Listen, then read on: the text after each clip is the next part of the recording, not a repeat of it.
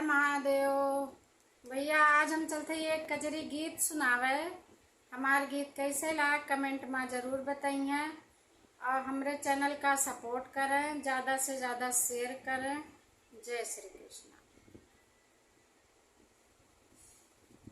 हमें नैहर के याद ना भुलाई पिया, नैहरे हम जाई पिया ना।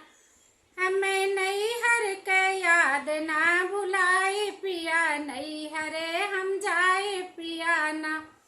हमारी मम्मी जो होती हमारी सूदी आवै लेती, हमारी मम्मी जो होती हमारी सूदी आवै लेती। हमारे पापा जे गईले बुढ़ाई पिया, याद ना भुलाई पिया ना। हमारे पापा जे गईले बुढ़ाई पिया, याद ना भुलाई पिया ना।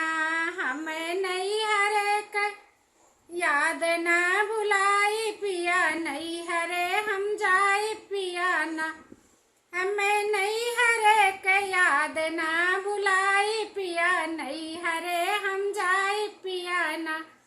हमरे चाचा जो होते खबर ले, हमारी चाची जो होती खबर लाई लेती।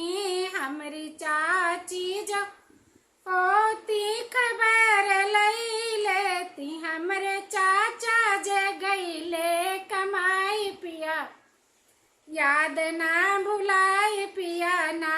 हमारे चाचा जे गईले कमाई पिया, याद ना भुलाई पिया ना। हमें नैहर के याद ना भुलाई पिया, नैहरे हम जाए पिया ना। हमें नैहर के याद ना भुलाई पिया, नैहरे हम जाए पिया ना। हमारी भाभी जो होती खबर लाई लेती, हमारी भाभी जो होती खबर लाई लेती। हमारे भैया जे गईले भुलाई पिया, याद ना भुलाई पिया ना।